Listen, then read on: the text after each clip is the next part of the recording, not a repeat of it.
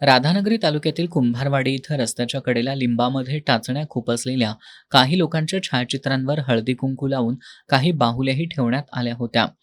हा प्रकार पाहता ग्रामस्थांनी गावचे पोलीस पाटील, सरपंच रणजित पाटील यांना माहिती दिली. घटनास्थळी आढळलेली छायाचित्र गावातील कोणत्याही व्यक्तींची नसून बाहेरील व्यक्तींची असल्याची प्राथमिक माहिती समोर आली आहे. हा प्रकार नेमका कुणी आणि कोणत्या उद्देशानं केला याचा उलगडा अद्याप झालेला नाही. करणी किंवा भानामतीच्या नावाखाली समाजात भीती पसरवण्याचे प्रकार अधूनमधून घडत असतात. अशा घटनांमधून लोकांमध्ये दहशत निर्माण करणं किंवा अंधश्रद्धेला खतपाणी घालणं हा समाजहिताचा मार्ग नाही. कोणत्याही घटनेकडे अंधविश्वासानं नव्हे तर विवेक आणि पुराव्याच्या आधारे पाहणं आवश्यक आहे. अशा दाव्यांना कोणताही वैज्ञानिक किंवा अधिकृत आधार नसल्यानं अफवांवर विश्वास न ठेवण्याचं आवाहन सरपंच रणजित पाटील यांनी केलं.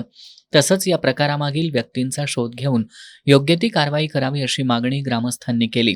भीती नव्हे तर जागरूकता आणि वैज्ञानिक दृष्टिकोन हाच अशा घटनांना उत्तर ठरू शकतो. एस न्यूजसाठी नामदेव कुसाळे.